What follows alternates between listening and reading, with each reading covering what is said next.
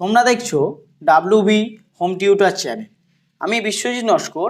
আজকে আমি তোমাদের ক্লাস 10 অর্থাৎ দশম শ্রেণীর বাংলা বিষয়ের সমস্ত সিলেবাস এবং কোন বিষয় থেকে কত নম্বরের প্রশ্ন থাকে এবং কি কি বিষয় রয়েছে এই সমস্ত বিষয় নিয়ে আজ আলোচনা করব।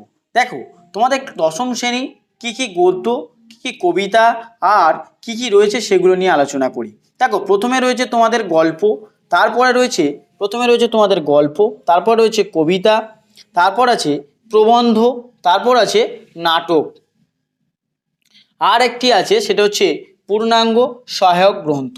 তাহলে দেখো, তাহলে গল্প তোমাদের সিলেবাসে কটা আছে প্রথমে সেটা আলোচনা করি। দেখো, প্রথমে গল্প রয়েছে 5টি।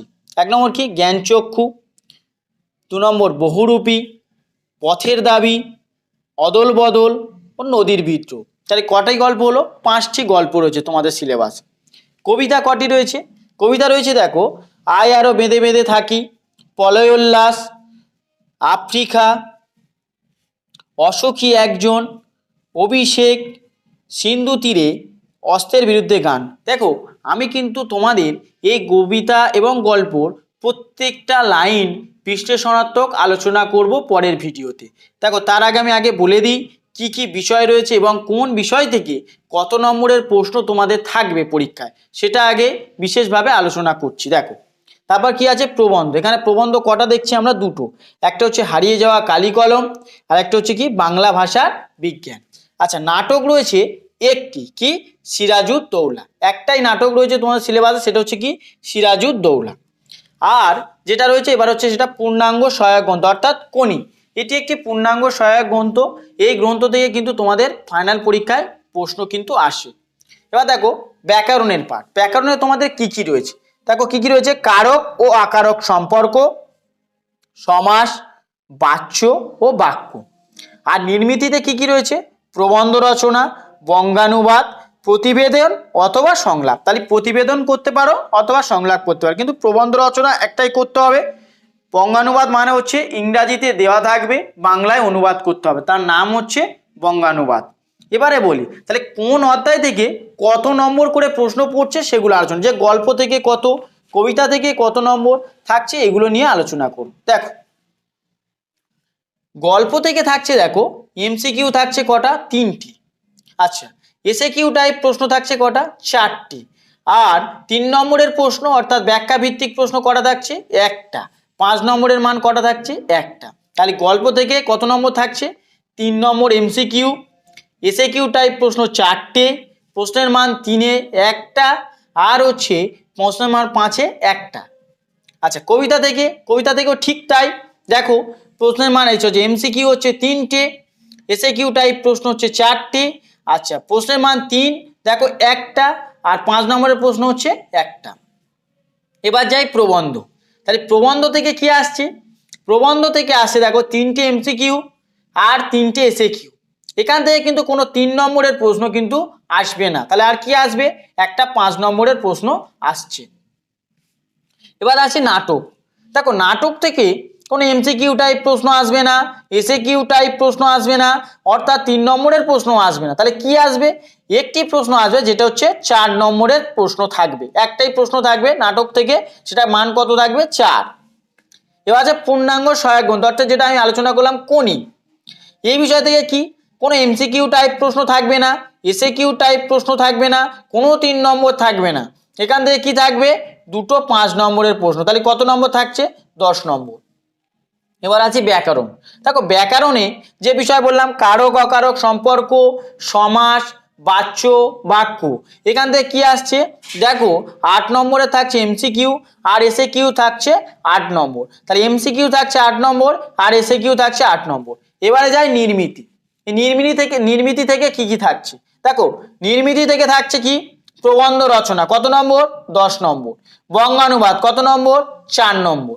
সংলাপ অথবা প্রতিবেদন কত নম্বর? 5 নম্বর। তাহলে টোটাল কত নম্বর হচ্ছে? এবার একটু আলোচনা করি। দেখো, তাহলে গল্পে হচ্ছে কত? দেখো 3 4 7, 7 3 10 আর 5 15। তাহলে গল্প কত নম্বর হয়েছে? 15।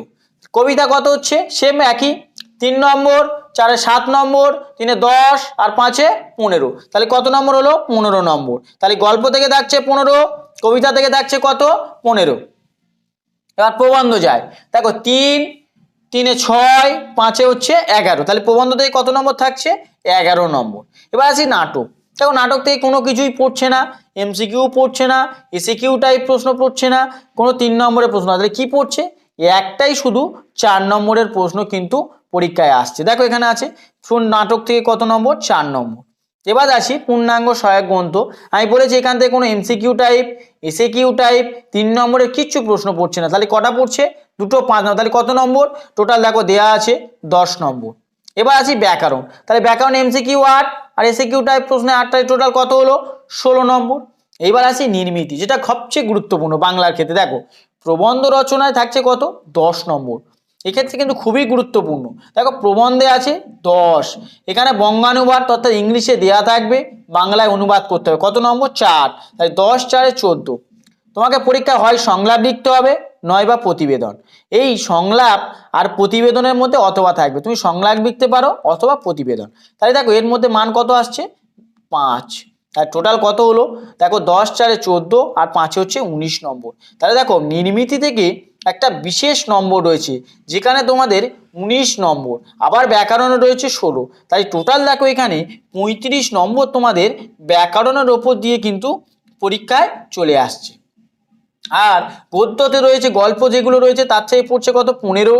আর কবিতা থেকে পড়ছে 15, প্রবন্ধ থেকে পড়ছে 11, নাটক থেকে পড়ছে 4, আর কোনি পূর্ণাঙ্গ সহায়ক গ্রন্থ থেকে পড়ছে কত? 10। দেখো এই গল্প থেকে এবার কোন গল্পটা এবছর অর্থাৎ 2025 সালের জন্য গুরুত্বপূর্ণ সে বিষয়ে আমি আলোচনা করব। কোন গল্পটা ভালো করে পড়তে হবে সেটাও আমি বলে দেবো।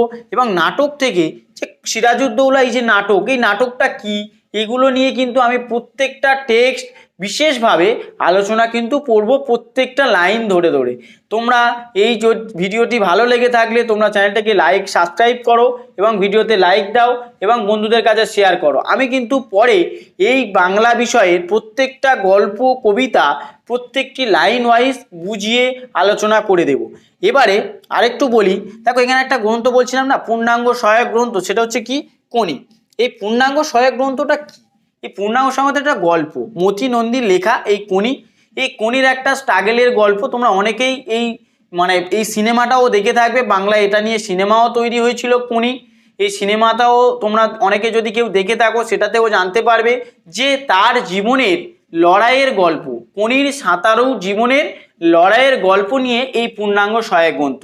এই গ্রন্থ থেকে কিন্তু যদি আমরা ভালো করে টেক্সটটাকে পড়ি, এখান থেকে কিন্তু আমরা এই দুটো প্রশ্নের উত্তর অবশ্যই করতে পারবো। এছাড়া আমি কোনগুলো এখান থেকে প্রশ্ন গুরুত্বপূর্ণ সেগুলো কিন্তু আমি আলোচনা অবশ্যই করে দেব। তাই তোমরা চ্যানেলটিকে সাবস্ক্রাইব করো এবং পাশে থাকো। পরবর্তী ভিডিওতে আমি কিন্তু এগুলো সম্পর্কে বিস্তারিত আলোচনা করব।